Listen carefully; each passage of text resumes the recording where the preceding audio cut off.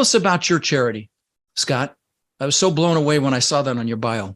Sure. Yeah, it's called the Sun Foundation.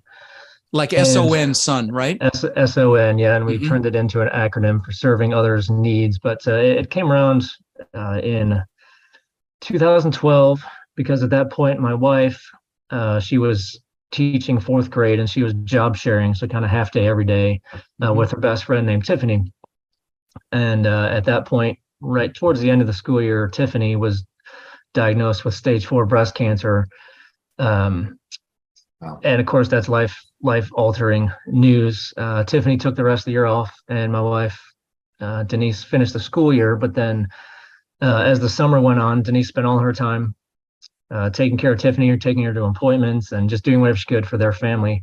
Wow. Because life gets turned upside down pretty quickly in that instance. And she decided she didn't want to go back to teaching that next school year because she didn't really want to go back without Tiffany, and the school corporation gave them both a year off, kind of a sabbatical, figure out what to do. And my wife was volunteering downtown Indianapolis. Here we have something called the Ronald McDonald House, which a lot of people are probably familiar with. Of course, yeah. And she just kind of made an offhand comment, do you see any needs that aren't being met here, to some of the nurses there. And one of them said, we feel bad, but we get adults calling here sometimes, ask if they can stay here. And they said, well, we feel bad because we have to tell them no, because Ronald McDonald House is for kids who are the patients. The parents can stay there, but the child has to be the patient. So I still remember it was like it was yesterday.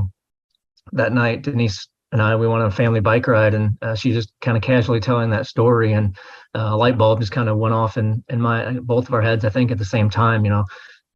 At that point, we had 8 to 10 years of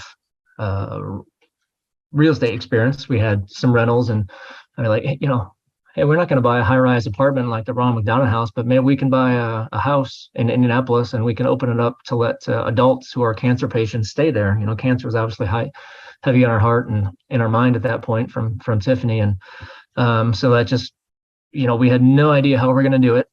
We had never been in the hospitality business before, but the idea of buying a house didn't scare us because we'd been doing it for 10 years already. Sure. So we just, I guess that was the first time we figured out how to partner. And you bought a home near the hospital, I take it. Near the hospital, yes. Right. Just 5 minutes away. It's a fairly big 6-bedroom, 4-bath house that Nice. The first time we saw it online, we said, no, it's too ugly, too big. Right. But within an hour after touring it, we said, this is the perfect house. We got to put an offer down.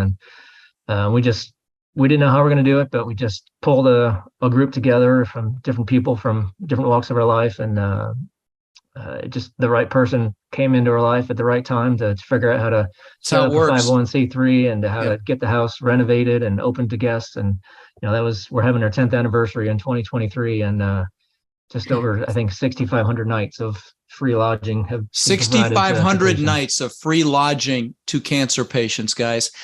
Yeah. And I got to tell you, this is what we call a clue, my friends. Those power moves to those who serve, and you serve in a big way, but that's just the way God works, the universe works. And when you give back, we've all been taught we need to achieve to be happy. When you give back, you're happily achieving, and success comes so much faster, and the money comes so much faster, and that's not why you do it.